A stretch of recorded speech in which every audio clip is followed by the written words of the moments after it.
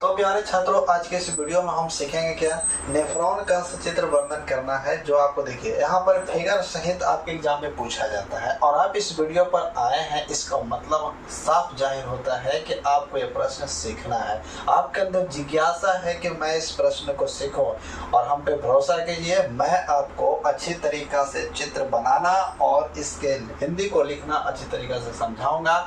आज के बाद आपके इस क्वेश्चन में डाउट नहीं रहेगा, शायद आप किसी और को भी इस तरीके से समझा सकते हो। तो चलिए वीडियो को स्टार्ट करते हैं। प्रश्न पूछता कैसे है, एग्जाम में आपको दे दिया कि नेफ्रॉन का सचित्र वर्णन करें। नेफ्रॉन का सचित्र वर्णन करें तो आपको सचित्र वर्णन का मतलब समझ में आना है कि चित्र के साथ उसके बारे में भी आपको कुछ लिखना है। ठीक है, तो देखिए फिगर इस तरीके से आपको बनाना है यहाँ पर। ठीक है, फिगर तो मैं समझाऊंगा किस तरीके से इसमें क्या क्या है, क्या होना चाहिए, क्या काम करता है। ठीक है, लेकिन पहले आप देखिए कि फिगर बनाना इसको कैसे है। अब इसकी हिंदी में देखिए नेफ्रॉन होता क्या है, एक एक पॉइंट को हम समझाते चलेंगे आपको। ठीक है, ज्यादा वीडियो लंबा करने से कोई फायदा नहीं है, क्योंकि एक प्रश्न है, आपको देखने में भी बोरिंग होगा, इसलिए मैं इसे थोड़ी सी फास्ट करने का प्रयास करूंगा, लेकिन आपके दिमाग में 100% रुकेगा।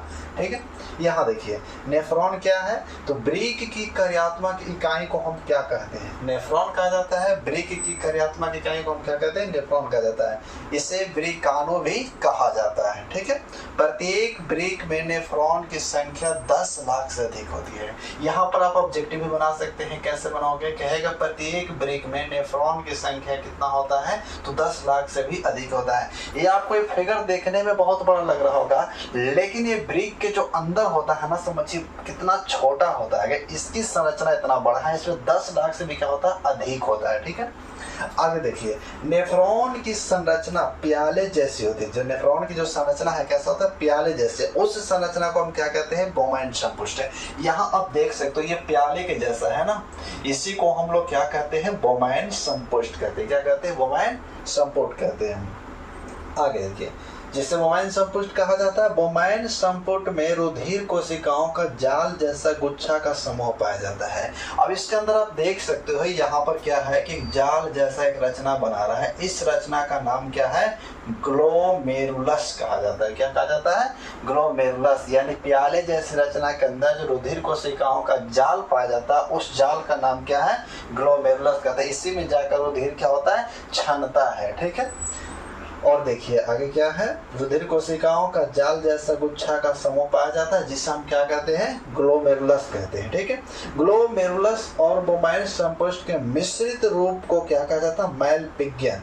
क्या कहते, देखिए यहाँ पर क्या कहा, ग्लोमेरुलस और बोमैन संपुट के मिश्रित रूप को मैलपिगियन संपुट कहा जाता है। यानी ये और ये आपस में मिलता है, तो इसके मिश्रित समूह को हम क्या कहते हैं, मैलपिगियन संपुट कहा जाता है। सभी नेफ्रॉन मैलपिगियन संपुट ब्रिक के कॉर्टेक्स भाग में होता है। बस हिंदी आपको इतना ही लिखना है। ठीक है, और इस फिगर को थोड़ी सी आपको बना लेना है। आप कॉपी पर एक दो बार इसको प्रैक्टिस करें। आपको लग रहा हो कि मैंने आपको पहले बोला था कि इसे मैं सिखाऊंगा। देखिए ज्यादा भारी तो नहीं है, पहले आपको क्या करना है, थोड़ी सी प्याली जैसी संरचना बनाना है। ठीक है, और फिर यहाँ से इस तरीके से इसको खींचते हुए चले जाना है और यहाँ पर एक पतली सा एक यू आकार की नली बनाना है। ठीक है, फिर थोड़ी सी यहाँ पर क्या करें, इसको मोटा कर देंगे हम। ठीक है, मोटा करने के बाद इसको एक यहाँ पर रोक देंगे और यहाँ पर एक डंडा बनाना है, जिसके पेड़ की डाली आप देखे होंगे ना, कुछ तरीके से कन्नी कन्नी निकला हो रहता है। या तो आपके घर में देखिए, आपके घर या गांव देहात में क्या होता है, मोरिंगा का एक पौधा आता है, जिसको हम लोग ठेठ भाषा में क्या कहते हैं, मुनगा का पौधा कहते हैं।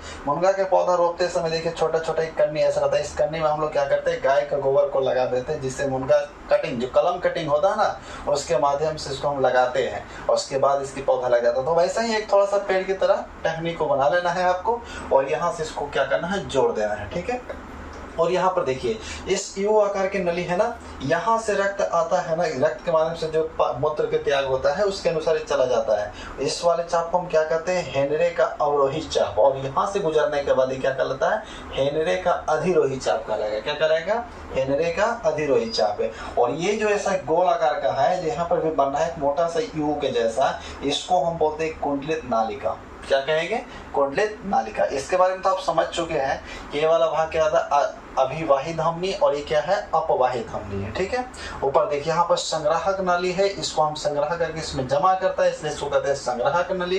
ठीक है, और इसको यहाँ से क्या कहते हैं, दूरस्थ कुंडलित नालिका कहते हैं। और ये सामान्य संग्राहक नली है। और अंत में एक गोलाकार, आप जब ब्रिक के बारे में पढ़ोगे ना तो यहाँ पर एक ऐसा सा थैली का प्राप्त होगा। ठीक है, इस थैली को हम कहते हैं मूत्रवाहिनी। क्या कहते हैं, मूत्रवाहिनी। जो सारा मूत्र आकर इसमें क्या होता है, जमा होता है, यहाँ से मूत्र मार्ग के द्वारा बाहर हो जाता है। आशा करता हूँ कि आपको ये प्रश्न समझ में आ गया होगा और एग्जाम में आप इसे अच्छे तरीके से लिख पाओगे। ये मेरा गारंटी है कि आपको 5 में 5 नंबर मिलेगा। तो चलिए, इसी तरह के इंटरेस्टिंग वीडियो के लिए आप हमारे चैनल को सब्सक्राइब भी कर सकते हैं। और किसी भी प्रश्न को लेकर अगर आपके मन में चल रहा है तो आप उसके लिए कमेंट करें, उसका उत्तर आपको अवश्य मिलेगा। मिलते हैं आपको नेक्स्ट वीडियो में, तब तक के लिए धन्यवाद। Thank you.